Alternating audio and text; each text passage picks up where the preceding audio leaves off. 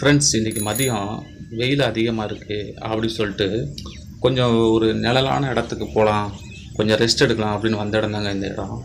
இந்த இடத்த பார்த்தோன்னே ரொம்ப அழகாக அமைதியாக எந்த ஒரு சத்தமே இல்லாமல் இருந்துச்சுங்க. ஒரு 10 நிமிஷம் தான் அந்த இடத்துல வந்து உட்காந்தோம். அப்படியே தூக்கம் தன்னால் வந்துருச்சு வருங்க. அப்படியே ஒரு குளிர்ந்த காற்று, பறவைகளோட சத்தம், அந்த காட்டில் வந்து இலைகள் அசைகிற சத்தம் மட்டும்தாங்க இருந்துச்சு, மற்ற எந்த சத்தமும் இல்லை.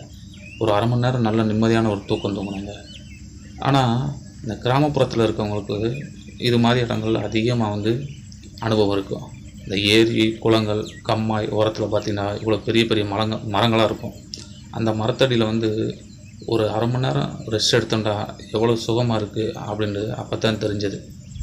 ஒரு மரத்தடியோட ஒரு வெயில் வந்து களைச்சி போய் வந்த நேரம் அந்த மரத்தடியோட நிழலோட அருமை அப்போ தாங்க தெரிஞ்சு.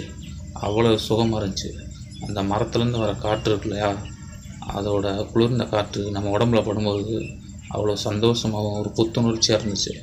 அந்த டயர்னஸ்லாம் போய் அந்த இடத்த விட்டு வர்றதுக்கு மனசே இல்லைங்க. இது கிராமப்புறத்தில் இருக்கவங்களுக்கு அனுபவிச்சிருப்பாங்க.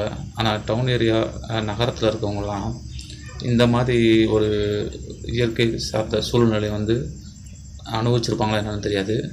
சப்போஸ் உங்களுக்கு ஒரு வாய்ப்பு கிடச்சின்னா யூஸ் பண்ணிக்கோங்க, தவற விட்டுறாதீங்க. எனக்கு ஒரு வாய்ப்பு கிடச்சிது. நல்லா ஒரு அரை மணி நேரம் நல்லா ரெஸ்ட் எடுத்துகிட்டு நிம்மதியாக வந்தோம். மனசில் இருக்க சந்தோஷமாக இருந்துச்சு, அமைதியாக இருந்துச்சு, நல்லா உடம்பும் புத்துணர்ச்சியாக இருந்துச்சு.